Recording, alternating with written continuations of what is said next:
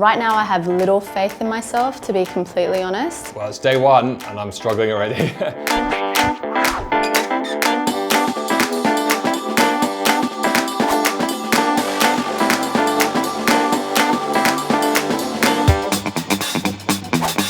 Having alcohol is always a really good social lubricant, and having that taken away from you, I think sometimes can make you or me actually feel a little bit more anxious about those moments. It's going to be tough. If anyone knows me, they know that I like the occasional bevoire. I don't drink a lot, but I do drink socially, so I think that's more what's going to kind of trip me up. I think one of the things is when you're working, you really look forward to having you know, a relaxing drink at the end of the day oftentimes.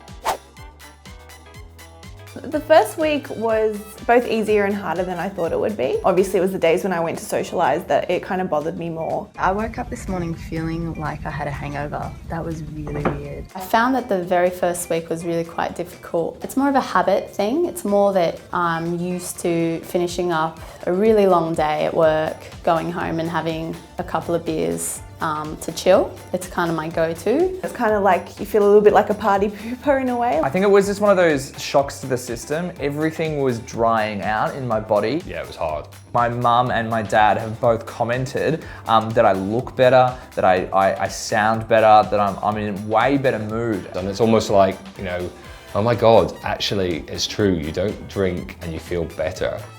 That first week was difficult, but you know, it's becoming easier, to be honest. I actually feel like it's getting harder day by day. Rather than drink alcohol, I now go to Bunnings at night. So last night I went to a hardware store to kind of entertain myself and bought some plants. So that's my life now. Tired of it. I'm really looking forward to a drink. I think Australian culture in general is like really heavily geared towards drinking. People who like aren't regular drinkers or who don't drink for religious or personal reasons, like they would know, like if you're not a drinker, people kind of look at you strangely and like, oh, what's wrong with you? It just gets harder and harder every day. I'm actually finding it way harder than I first thought. I'm just over it. It's actually easier than I thought. I've snuck in a drink when I was down in Melbourne. I'm really excited to go to a party on Friday and have some fun with my friends and colleagues who have also been doing Dry July. I think it'll be really exciting to kind of get past that experience altogether. So soon now, so soon. We've been moving office. It's super stressful. I'm really looking forward to having a drink. It's midnight. It's midnight. It's midnight. Yeah. Happy New Year! We made it! We did it! I don't endorse drinking in excess, but like a little bit.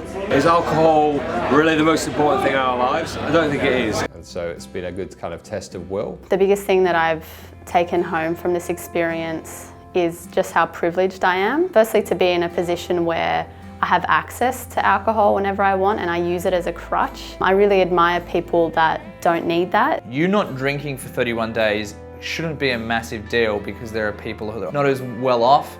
And if you can't not drink alcohol for 31 days, I think it's a little bit of a slight on your character. And I think that really it has been a slight on mine. I haven't managed to fundraise that much.